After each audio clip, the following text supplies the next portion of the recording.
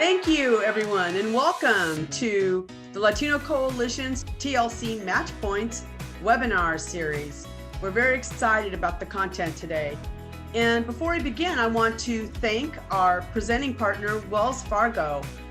They have been with us from day one, and we couldn't be more appreciative of their commitment to Latino-owned businesses and small businesses in the procurement space. So thank you. I'd like to begin by welcoming also one of our new team members at TLC, Delia Marin. Delia will serve now as our new director for TLC project management of our MatchPoint platform. Delia brings more than 30 years of experience in working in her family business and building a broad base of experience in diverse industries. As a business development consultant with the SBDC, our Small Business Development Centers, Delia works with established businesses providing one-on-one consulting and coaching to address a variety of entrepreneurial and growth business management issues, including assistance with accessing capital needs, financing and equity, marketing, international trade, strategic planning, and business assessment.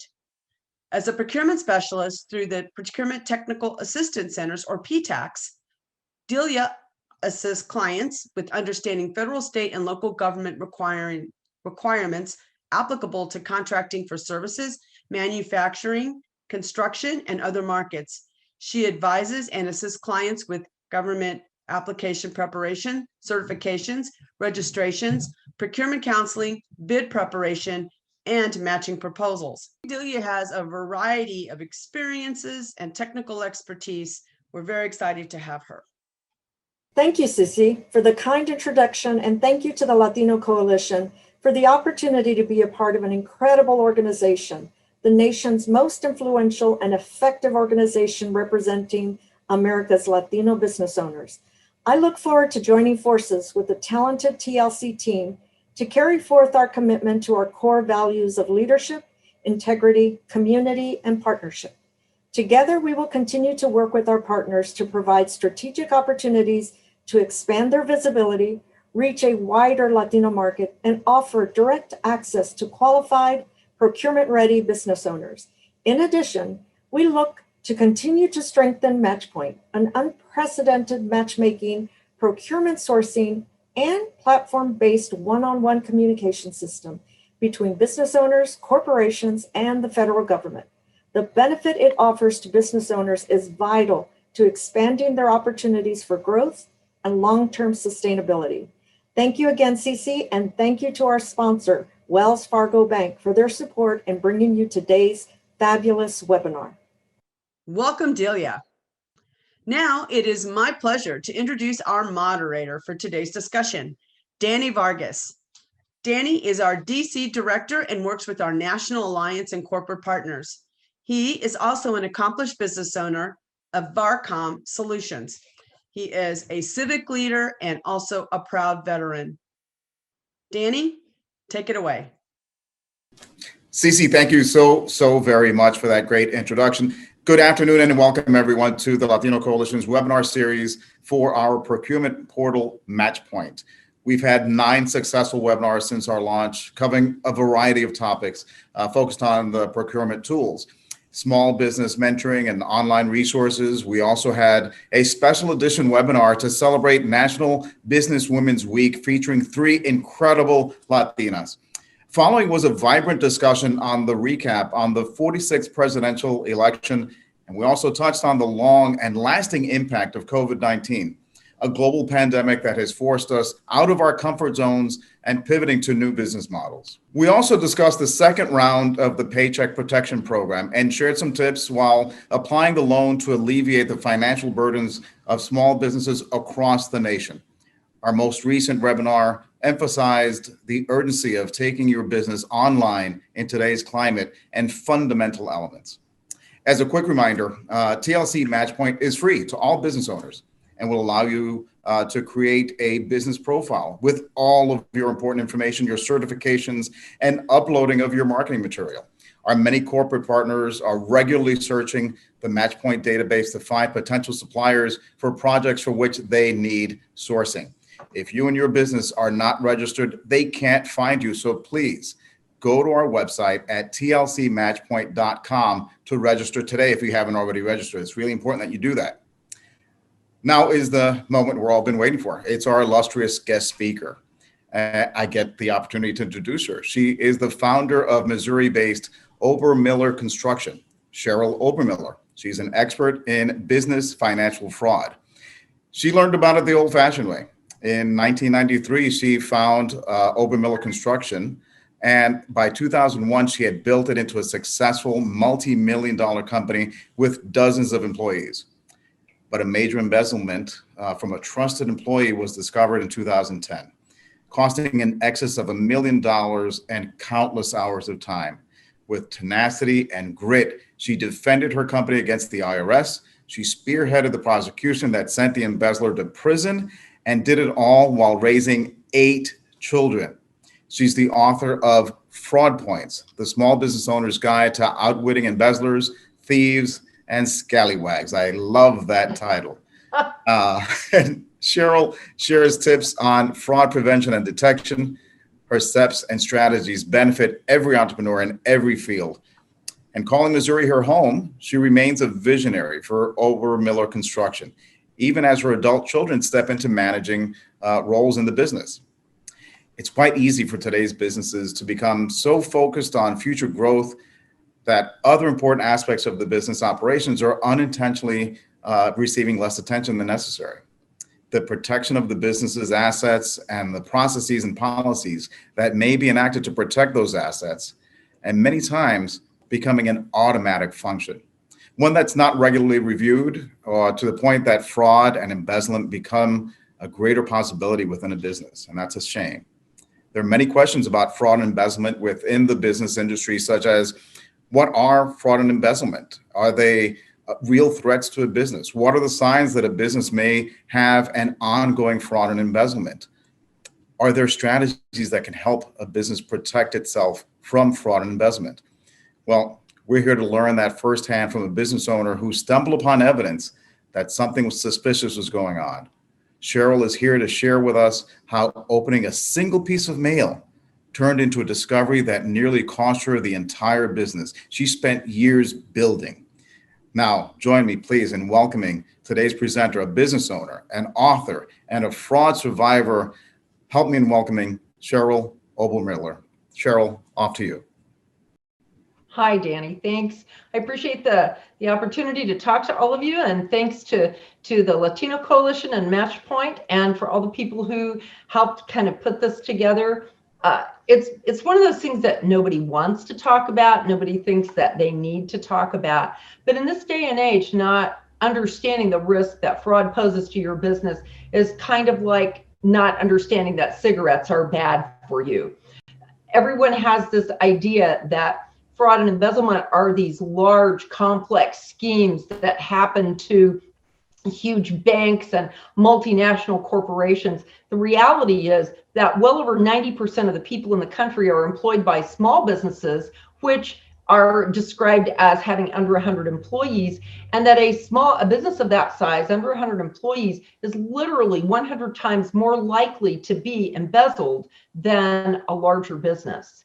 And there are a lot of reasons for that, and we'll be going into some of them. But I didn't know any of this when I went into business, and I was asked to tell you a little bit about my journey and how I got into business. And I grew up in a family business, and I know this is being shown to people around the country, but for people in the Kansas City, Missouri area, I grew up in Grandview, Missouri, and my family owned a little grocery store and meat market that my grandparents founded in the early 1900s. And I always tell people that I'm living proof that growing up on a steady diet of brown meat and expired canned biscuits will not kill you, because, that was being in a family business. I was around aunts and uncles and cousins and grandparents, and what you couldn't sell went home as groceries. I learned about being in a small business. When my husband and I married, he had a small business of his own. He's an engineer, was a consultant, and I did a lot of his bookkeeping work. And I was a really cheap bookkeeper because he didn't pay me, and, which is also very typical. A married couple or family members sometimes will have one person not actually drawing a salary because it keeps the taxes down. And so finally in 1993, we said, I have no credit. I have no discernible income. I have no Social Security.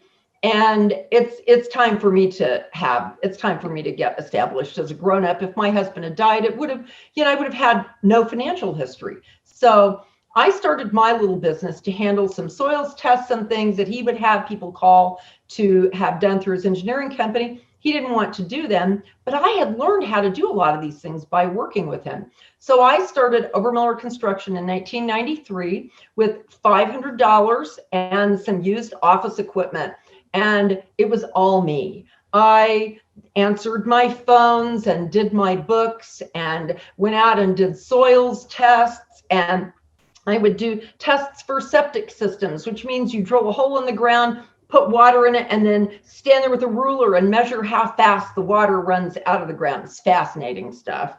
And but I did that for a while. I did some inspections for subdivisions, and the business grew.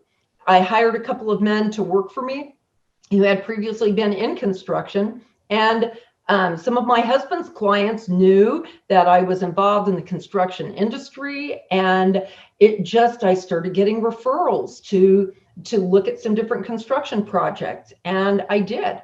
And I did some small projects. I probably averaged $100,000 a year in gross revenues. By the time I paid people, I was getting like $100 a week, sometimes 200. It was awesome because the whole purpose for starting the business was a little side hustle for, I would have some credit. We wound up with 8 children. And so we had a lot of piano lessons, and vacations were kind of a challenge. So, we just wanted some of the extra fun money, and my business provided that. And I started doing some small scale construction. And one day I drove into the parking lot of a major retailer and dropped my new Lincoln into still one of the world's largest potholes ever and ripped the muffler off. I didn't know you could just go in and be cranky with them and make an insurance claim. So instead, I called the manager and said, my husband and I have 2 businesses and 8 children, and I tore the muffler off of my Lincoln, and I'm not going to shop here anymore. And apparently that terrified Walmart so horribly that by Monday, I had the national pavement manager for this company in my office negotiating a contract to keep the potholes filled until they could get someone to come in and permanently repair it. They were so pleased with the way that I handled those things that they asked me to bid on the construction of the lot. And I won my first contract at like $750,000, which was in phases. I was very comfortable handling, but that was huge. Now, everybody thinks, oh my gosh, that's so awesome. You go, you have this big explosion, you have a huge client, you start really doing big business. What could go wrong?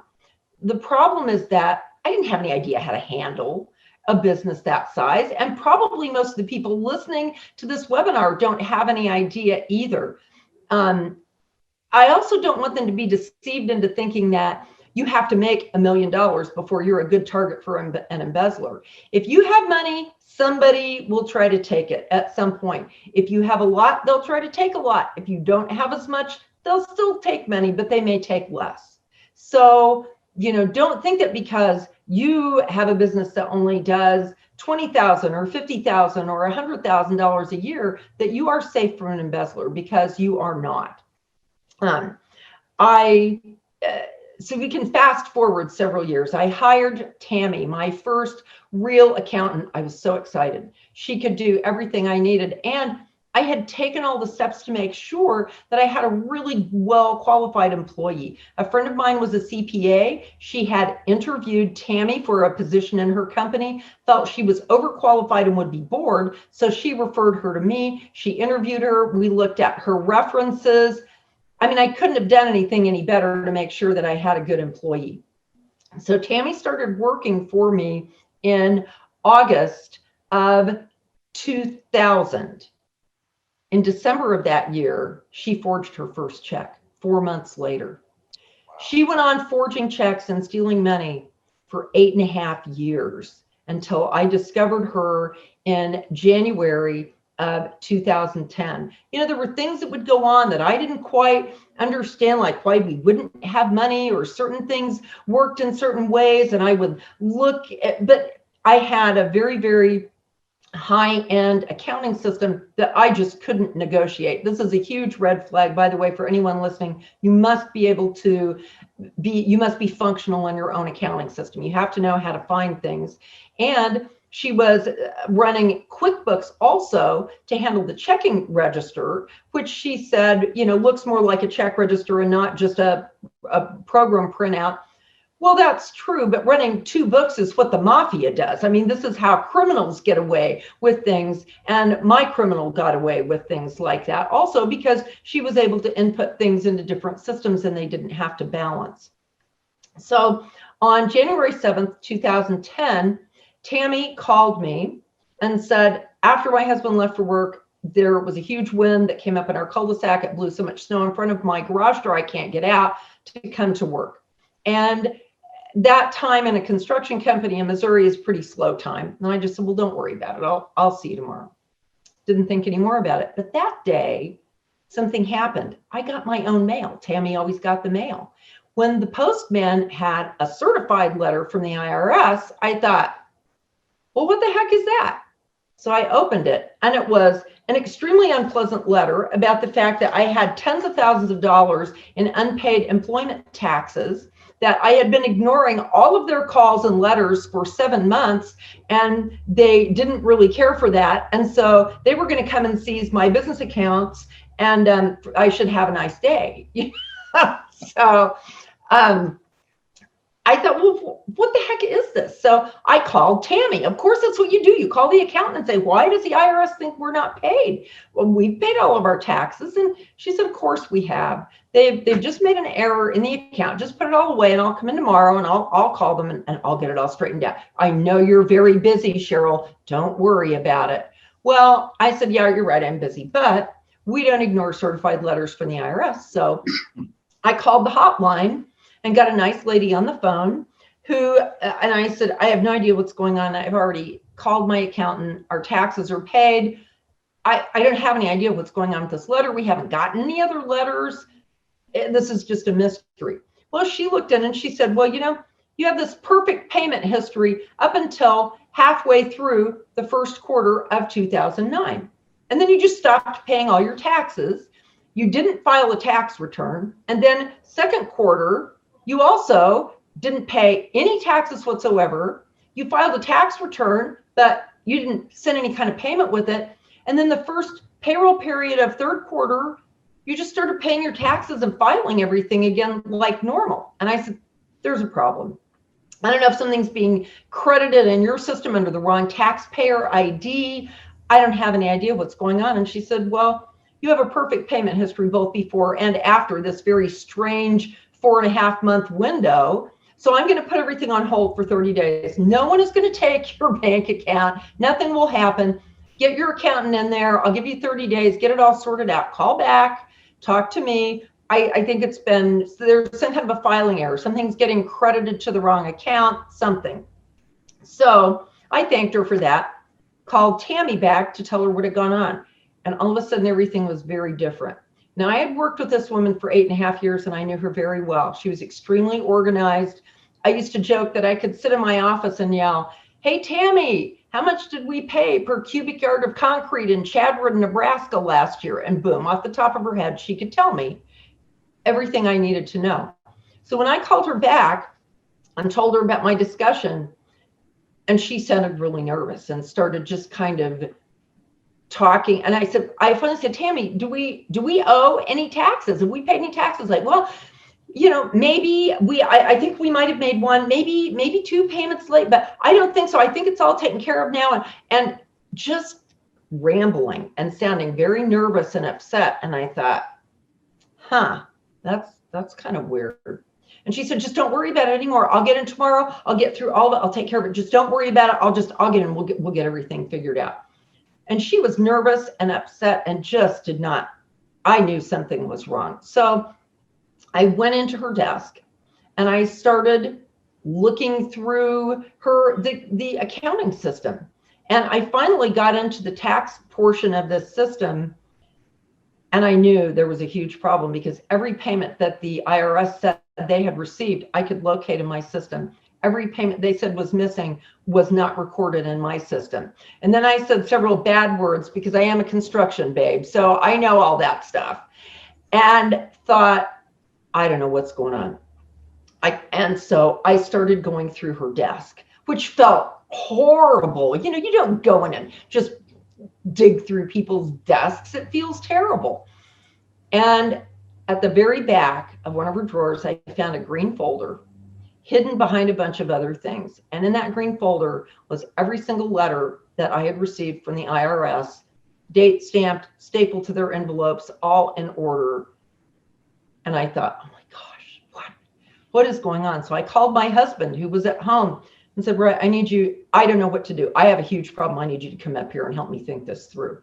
So he came trotting up to the office and I showed him what I was looking at. And then we both said bad words and just said, we don't even know what's going on. Tammy was the most trusted person in the business. I had worked with her for 8.5 years. She wore her gold cross to the office every day. We were good friends. We exchanged birthday gifts and Christmas gifts and went out to lunch and knew each other's families. And it was just the idea that she would have been stealing from me was just, it was just inconceivable. I feel like the guy in The Princess Bride who said, you keep saying inconceivable. I don't think you know what that word means. Because it was just inconceivable that Tammy would have been stealing. I finally told my husband, I said, I'm going to call the bank because I have my banker's cell phone number and I'm going to tell them not to clear anything through the bank account until I can see what's going on. And he said, have you seen anything weird in the bank account? I mean, that seems a little extreme. I think you might be embarrassed when Tammy comes in tomorrow. We figure out what the problem is. And I said, no, but I just have this really strong impression that I need to freeze the bank account. Thank you, Lord. It was a whisper, from God's mouth to my ear that I did that. I then called my sons and said, if Tammy comes in early tomorrow, because several of my kids work here, said, if she comes in early tomorrow, do not let her go back to her office. We unplugged her computer. Don't let her go anywhere until I talk to her. So at 7:30, the boys called and said, Tammy's here. We won't let her in the office. She's sitting in the entry foyer in a chair. She knows she has to wait for you. She can't touch anything. So far, so good. As I get in the car and start on my way to the office, I only live 5 minutes away from my business. I immediately get a call on my cell phone. Well, it was my banker. And it said, I have 2 checks that came in overnight. The first one, I believe, was for the utilities. It was just a routine check. I said, that's fine. Go ahead and pass that through. And he said, the second one is one that you wrote to Tammy on Tuesday. And I said, one of my kids was really, really sick. I was out of the office all day Tuesday at doctor's appointments. He said, well, it's the check that you wrote to Tammy on Tuesday. I said, I'm telling you, I wasn't in the office on Tuesday. I didn't write a check to Tammy. It's not her paycheck. No, it's not her paycheck. I said, well, how much is it for? And he said, $3,760. And I said, I didn't write that check. You need to go pull my signature card. Pulled it, came back 30 seconds later and said, this is not your signature. We have 6 months worth of records here at the branch bank. I'm going to pull everything. I'll be to your office shortly. I'm calling the main bank and telling them to pull copies of every check. And I'd been banking there for over 10 years. So that was a lot of checks. So I'm pulling copies of everything. By 11 o'clock that morning, I had just over the last couple of months, I had a stack of forged checks that totaled over $27,000. And I had my husband, I don't even know what was going on at that point. I still don't remember. I'll have to ask my husband, what went on that morning? I was completely stunned. I had no idea. I was in shock. I didn't know what was going on. My husband called the local police department. They sent a detective over. Well, the detective and the bank manager didn't have any trouble at all seeing what I still just couldn't believe, which was that my friend and my accountant was an embezzler. And as it unraveled, it became clear that I had been embezzled not for $27,000. Ultimately, I wound up with my own personal FBI agent, which I don't recommend. For Men in Black fans, by the way, I have my own Man in Black on my speed dial, Special Agent Jackson. So I really do have my own Special Agent J on my speed dial. And despite the fact that he was a really stand-up guy and got me through the whole thing and was so helpful, the top item on my bucket list is to never again be involved in anything that requires having my own personal FBI agent, because it was terrible. Agent J helped me through things. We went back, the FBI ultimately went back only 4 years to prosecute because of statutory limitations, but the embezzlement went on for 8 years. Her conviction was for just under $500,000. Ultimate losses to the company probably exceeded $1 million. Wow. So it was horrible. I don't know how to say without using unprintable words, which I joke about, but I really have a pretty clean mouth. There isn't even any way to describe how awful this was. So, and I didn't know what to do. I started researching embezzlement systems. How do I keep this from ever happening again? I couldn't find anything. The stuff I found was written for IBM. It was things like, you need to have segregation of duties. Well, what that means is that you don't have the person who writes the checks able to delete invoices or mark them paid, and that person can't balance the checking account. And there are all of these functions that the same person shouldn't do. And by the time I hit 8 or 9 different things, I said, you know, my accountant answers the phone and sometimes she empties the trash and cleans the bathroom. What? Talk to me. I can't have 8 people handling simple financial processes. And I could find nothing for small business owners. Everything was geared towards forensic accountants. The books I could find were accounting manuals that they used for people who are learning how to do investigative accounting, which is what happens after you are embezzled, but does nothing to prevent it from happening in the first place. So I'll put my slide up that shows my book, which is FraudPoints. I developed a system called the FraudPoint system because a fraud point is an inherent weakness in your accounting system that will allow you to be embezzled. Nobody dealt with those things for small businesses. So if you're a mom and pop donut shop, or you repair bicycles and you have a small amount of revenues, they don't pay any attention to you. But we are the people that get embezzled. You know what's really bad when you look at embezzlement statistics is that an embezzlement of under $100,000 is considered statistically insignificant and generally doesn't even make it into any of the statistics. Wow. According to the National Chamber of Commerce, now this is pre-COVID, because COVID's done crazy things to business. So this is pre-COVID, but their estimate was that a full third, over 35% of all small business failures, that's the under 100 employees, that's us, that a full 35% of those business failures are the direct result of employee theft. Wow. A third. Keep in mind also that small business owners typically have to guarantee their company debts. And so if that small business fails, out of those third of businesses that are destroyed, over 20% of those business owners are personally bankrupted by the loss of the business because they are personally responsible for the company debts. So this is devastating, and it's almost totally ignored. It's not completely ignored, but you don't learn about it in business school. Nobody except me is foolish enough to get up and talk about it. And there's a reason for that. When I was a little girl, women who were sexually assaulted would not report it. They would live with the fact that they had been raped and not report it, because what happened when they reported it. Their names, their faces were put all over the news. There were lurid graphic details of what happened to them. If they had been divorced or were considered, I'll age myself now, loose women, then that was brought into court and made it, and they tried to make it appear that these women were responsible for being assaulted because they wore halter tops or had a live-in boyfriend. And so women, the result of that was that women wouldn't report it because it was just too devastating. Businesses now frequently will not report an embezzlement because it makes their businesses look awful. People don't have any concept how easy it is for a business to be embezzled. And so we don't talk about it. I got mad, and I have a big mouth. So I wrote a book and told everybody, this is terrible. This is what happened to me. I will tell you kind of a turning point in making that decision was when I was talking to a good friend of mine. And I said, I cannot believe how simple it was, because my embezzlement was a classic embezzlement case. And it's completely classic. Also in its simplicity. I mean, you're talking forged checks, abused debit cards, things stolen out of the mail, kind of thing that anybody who knows what to look for would have found instantly, but none of us know what to look for.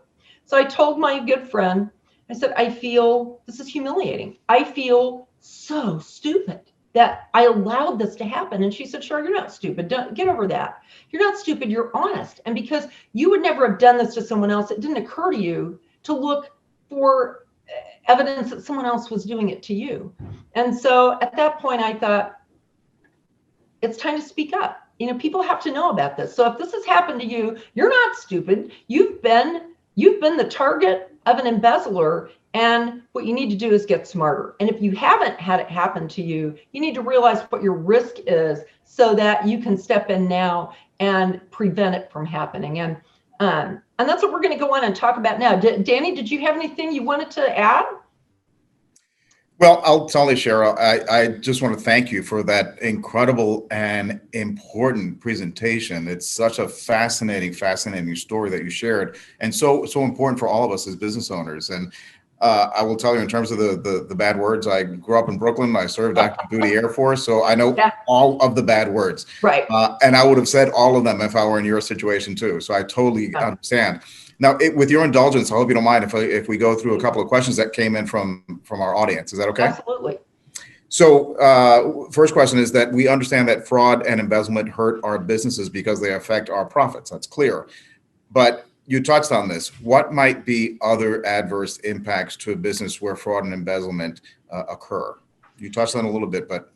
Sure. All right. Let me just go through a few things. And then we're going to talk about kind of why your business may be a target and what you can do to start preventing it. But let's talk a little bit about why you should be absolutely scared to death of this happening in your business, because you are very right. You lose $1, you've lost $1. Maybe it's a devastating amount of money. Maybe it's not. But let's talk about kind of the ripple effects of some of this.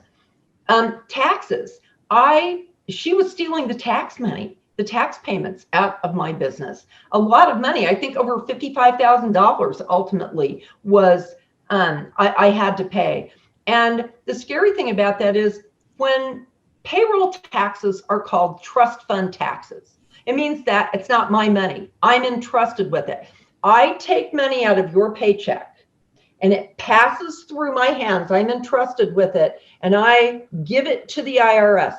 I want you to know if anything interferes with that process, they get extremely fussy about the whole thing. So not only will they be really mean to you, and they were horrible to me, trust fund taxes cannot be abated through bankruptcy. It doesn't matter if you lose your home, they will still come after your future earnings, everything you have, because trust fund penalties, trust fund taxes cannot be discharged. In addition to that, you think, oh, well, I have a corporate veil. I have an LLC or an S Corp. I keep my corporate meetings. The trust fund taxes, they blow straight through your corporate veil and seize your personal assets. Owners are personally responsible for unpaid payroll taxes. So this is huge. Not only that, but even if the business can survive if they have a payment plan from the IRS and they pay the taxes. The IRS is still likely to file a lien against both your business and against you personally. The IRS filed liens against my husband personally, even though he is not a corporate officer. He owns no part of my business.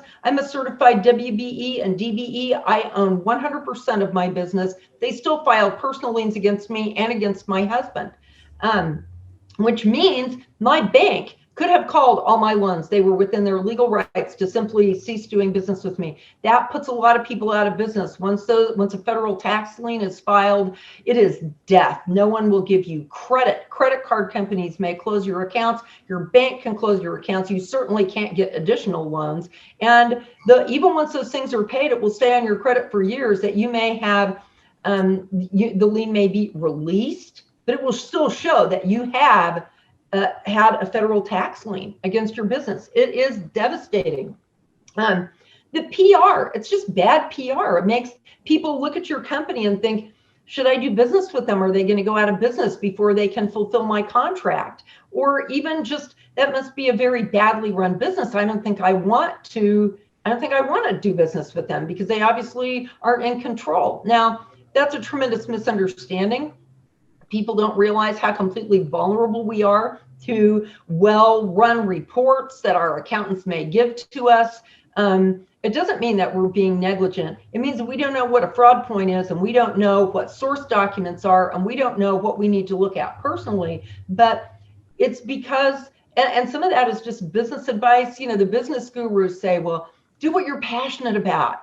Hire people to do that other stuff, hire experts in that field. Well, it turns out I'm passionate about not being bankrupted and being able to pay my taxes. So there's all sorts of stuff I look at now that I thought I would be very bored looking at before. In fact, my FraudPoint system tells business owners, this is what you need to look at personally, and here's a way for you to be watching all these processes. Most people can do that in 20 or 30 minutes a day. I look back and figured that if I had done my own system and it took me 30 minutes a day to monitor my financial processes, that in terms of not losing $1 million, that time would have been worth over $2,500 an hour to me. So if you think you're too busy to look at a few things every day, ask yourself, if somebody was going to pay me $2,500 an hour for this, could I find 20 minutes to do it? The answer is probably yes. So, other things, company morale, having this very trusted woman nearly destroy this company was emotionally destructive to everyone, not the least to me. After dealing with this for about a year, things were getting paid, looked like the business was going to be okay, but it just was still terrible. I had a good, dear friend who I hadn't seen for several years come into town to see me. And as soon as she looked at me, she said, my gosh, Cheryl, why didn't you tell me you were sick? She thought I had cancer or something and hadn't told her because I was a wreck. I was an emotional basket case. I worked 70 hours a week. I went home and cried and couldn't sleep at night. My husband was afraid I was going to commit suicide, which I wouldn't have, but I obviously wasn't healthy emotionally. It was, you can't imagine what this does to you as a business owner. So I will just tell you that the damages to your business, to your life, to your physical and emotional well-being far exceed the amount of money actually taken. So did that scare everybody enough? Because I haven't even told you how bad a lot of it was. It's terrible. Well, the other thing, Cheryl, I would imagine is that the other surprise for you was learning that you were somehow related to Sherlock Holmes, right? And that you were able to detect some of these things. I don't know how you did it, but it's fascinating that you did go about it. So tell us a couple of little things that we may look at to see where a business might be susceptible to fraud or embezzlement, or that it might be taking place. What are some of those little examples of maybe the money leaks where you can find those subtle signs that it might be taking place? Well, and we'll go into some of that. I have some more slides and we're going to go into some specifics, but just really quickly, do you monitor your own checks? Do you know if you have check numbers missing or out of sequence? Can other people get your mail? Can people delete invoices, receive payments? Do you rely on reports from people within your business to tell you everything you need to know about your business? Do you have an accountant or a bookkeeper that will come in when they're sick and they won't take vacation or time off, and they will come in and work on Saturday? Maybe they're just that conscientious, but maybe they can't be gone, because just like happened in my case, the two most common ways that embezzlements are detected in small business are employee tips and totally by accident. And some of that totally by accident is your checks just start bouncing, because no matter what the checking account on your computer says, there's no money there. It's just gone. So you find somebody, your accountant is very secretive, or you ask simple questions and they give you either evasive or confusing answers. Part of the problem with that is if you know that person, really trusts them, you may accept those answers just because the relationship is your control. And relationships are not controls. People that you love and trust have things going on in their lives you don't understand, and they can steal from you. So, and we'll go into some of those things a little bit more specifically, but it's surprising how easy it is to happen. And how did I learn it? Well, I didn't learn it proactively. I learned it by looking back on what happened and saying, oh my gosh, look what happened. So I got smarter by having a pretty bad experience. Wow. So before we wrap up, Cheryl, was there any additional information you wanted to share with the audience? Well, sure. And I don't know how we are for time here, but I have some slides I want to go ahead and share with you and run through some of these things pretty quickly if we can. Sure. I'm going to share a slide with you. You don't think this would happen to you, but one of the reasons here, I've got 5 quick reasons. Here's why it can happen to you. You hire an accountant without having any idea how to manage an accountant. You don't have to be the accountant to know how to manage the accountant, but you are bringing someone in to handle a lot of sensitive things in your business.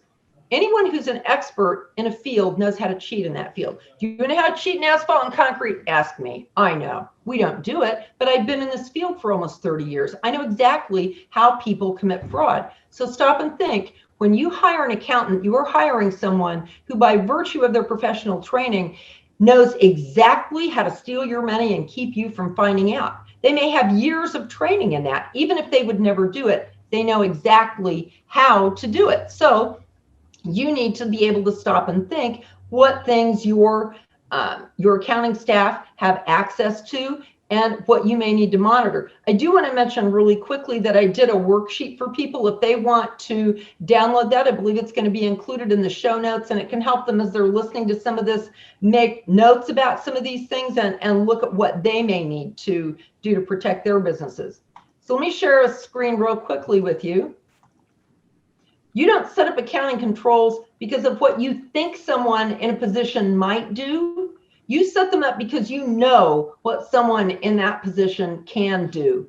You set up those controls because your accountant can steal from you, even if you don't think they ever would. So that's critically important. And if you want to know how easy it is for someone to do some of these things, let me go back. Let me find I want to show you something. My accountant, well, I can't find the slide. My accountant was simply forging checks. And it was very easy to tell her signature from mine, but I didn't ever look at the return check. She balanced the checking account. I didn't look at those things. So another reason that it's really, really easy for you to be embezzled is that you are busy running your business. And so you don't have time for all of that little stuff. You don't have time for it. And you've been deceived to think that you're really, really important. And so you don't have to do that stuff. So I want to share another slide with you. Most of us in our training, we don't have business training. Even if you have business training, you haven't learned this because nobody really teaches it. And so here's where most of us get our business knowledge. We get it because we are honorary graduates of the DTSB, the Daytime Television School of Business. That's how we learn. Do you remember the old Bewitched show and how Mr. Larry, the boss of the advertising agency, they played golf in their offices and nobody got to them through the secretary. Nobody, you had to go through her to get phone calls. They screened all of your mail, all of your appointments. So executives have everything sorted out and handled by their secretaries. They never answer their own phones or distribute checks. Nobody sees them without getting through the secretary. So if somebody has a problem and you aren't paying them or there's an issue with their account, the secretary just screens them out. We spend our time on high-level important tasks. Again, that's what a lot of the business management advice is. We put ourselves in ivory towers, and that's worthy of our position in the company. But when you're in an ivory tower, everything you know about the condition of your business has passed through someone else's hands first. You don't see any of that firsthand, and you will only know what they want you to know. And then we have who gets the mail in your business. Hey, the lowest status people work in the mailroom, right? Well, what comes in your mail? Oh, checks, credit card applications, convenience checks in the back of your credit card statements, payments, overdue tax notices because they're stealing the tax money. People can steal all of that stuff out of your accounts.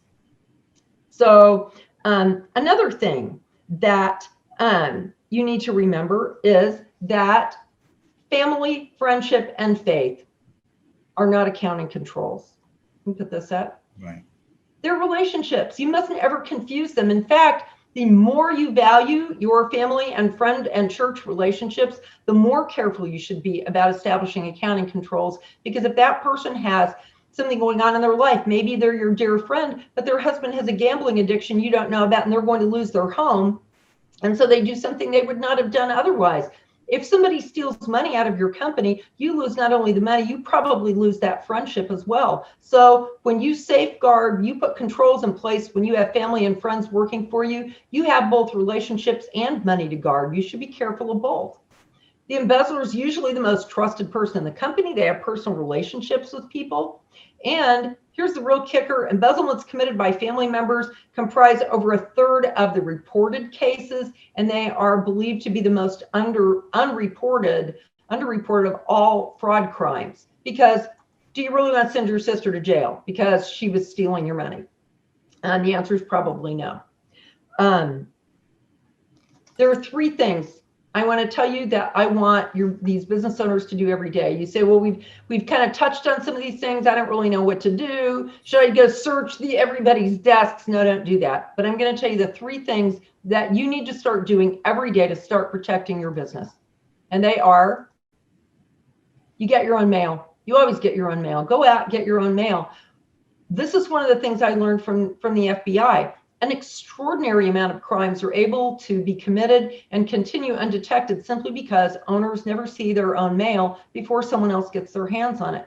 No one should touch your mail before you see it. I want everybody listening to this to give yourself a 1-week test. Go get your own mail every single day for a full week. Sit down at your desk, look at every piece, think like a thief and say, how could somebody use this to steal from me or damage this business? By the end of the week, you'll be completely paranoid. You'll never let anyone touch your mail again. But it's a simple thing. So start getting your own mail. Lock up all your checks and credit cards. The only person who should be able to access those things is you, and anyone who needs a check or a credit card must go through you. I keep a check log. I know what checks are issued. Nobody gets a check without me. I know if they're missing. I know if we're out of sequence. I know if something hasn't cleared the bank. And I verify those things on the bank every day, which is number 3, you check your online bank accounts yourself every single day. Nobody can defraud what is in your bank accounts. What is in the bank account is an original document. Nobody can change that. I just have a couple of others to run through really quickly. Look what's in your mail. I'm skipping through some of these because I think we've taken some extra time, but it's really good stuff and we should do some more another time. Okay. Let me share this. So you lock everything up. Okay, we're going to lock everything up in the gun safe. This is my own gun safe in my office. What's in there? Checks, check logs, corporate documents. My corporate seal is in there. There are some, you can see if you look at the bottom, those are some expensive tablets that we bought and I hadn't distributed them yet and I didn't want them to walk away. So they're in the safe. All sorts of things that are critical and important and you don't want to walk away, put in your safe. Get the biggest gun safe you can because you will find important things to put in there. So get a gun safe. I know people think that's crazy, but get a gun safe. I use mine every single day. And again, before I was embezzled, I kept my guns in the gun safe and my checks in the desk drawer. Now that I've lost $1 million, I keep my checks in the gun safe and my guns in the desk drawer, and I sleep much better. And then everybody laughs because that's pretty funny until they realize that I'm not kidding. My checks really are in the gun safe where they are kept safe and sound. Now, if you don't think, hey, I'm in an itty bitty business, I don't have anything worth stealing, nobody's going to touch my stuff, and I would know anyway. You won't know unless you're looking at these things. You are not going to know. It's just too easy for people to hide things. If you have anything in your business worth stealing, eventually somebody will try. Identify your fraud points, the weaknesses in your business. Limit or monitor access to vulnerable areas. People have to have access to certain things in your business or your business can't function. Always rely on source documents, things that other people haven't touched first. Never apologize for protecting your business. And remember, a nosy boss is kryptonite to an embezzler. So look at everything. And I'm just going to say this in closing, and then if you have any more questions, we can talk about this real quickly. If you need to restart your business security, you're concerned that you may really be at risk, you hit Control-Alt-Delete. You take control of your business. You're the boss. You're the only person whose house is on the line for the success or failure of this business. Never apologize to anyone for making hard decisions about how to protect your business. 2, hit Alt if you may need to find alternative ways of doing things. If things aren't safe or if you don't have control over them, look for ways to bring these things under your control so that you can monitor what's going on. And the last thing, and sometimes this is hard, you may need to delete processes or even people who really don't serve your business well and leave you at risk. So, be mindful of those things. And they're going to share this information with everyone at the end of the webinar. So I won't go on any further about that, but you can buy the book. It has a lot of great information in it. It goes into a lot of these things in detail. The reason that I focus on a lot of these really simple things is that when I started, after I was embezzled, and I developed this kind of unhealthy fixation with reading embezzlement cases all the time, and I realized there were some very, very common threads that ran through these people. No matter how, if they had a weird methodology, they were getting a hold of your checks and forging them. And there were really simple ways to keep you from finding that they did that. And people would get credit cards and make fraudulent purposes or figure out how to electronically debit money out of your account. The ways that people could steal are really very simple. It's this low-tech, big check. These really expensive embezzlements are not super high-tech, complex computer hacking. It's people getting your checks, using your credit cards, adding family members to your payroll. Very, very simple stuff. So you can protect your business. The biggest hurdle that you will have is making the decision that you need to. And it's very uncomfortable looking at your business and saying, there are a lot of people who work here that I love and trust. And now I'm going to recognize the fact that they could steal from me. So I'm going to start setting up accounting controls. In some way, it's almost like having someone visit you in your home and ask if they can use the bathroom. And then you say, sure, but let me go take some pictures of the medicine cabinet first, just to make sure you don't steal anything while you're in there. And that's how it feels. But you owe this to yourself for your own financial security. You owe it to your other employees so that they don't wind up without jobs or finding that their health insurance hasn't been paid or their retirement accounts haven't been funded. This is your responsibility. It isn't just an uncomfortable kind of thing maybe you want to do.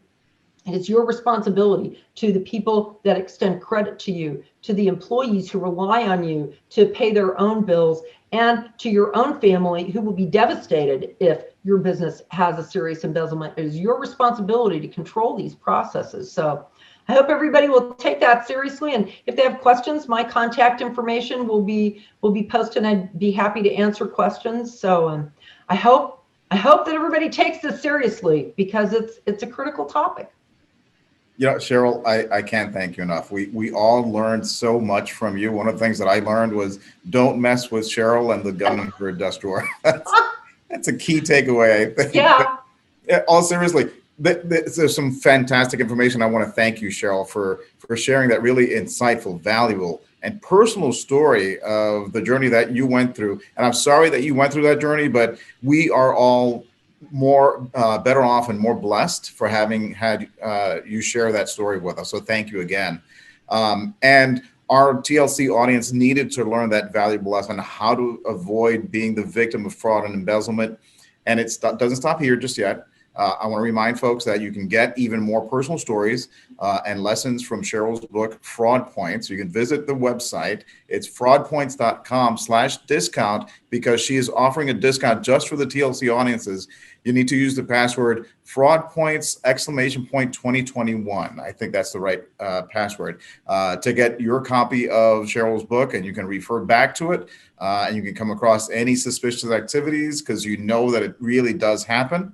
And you can also sign up for Cheryl's newsletter on Fridays. It's at fraudpoints.com to stay in touch and even share some of your own personal stories that would be interesting for everyone else to learn from.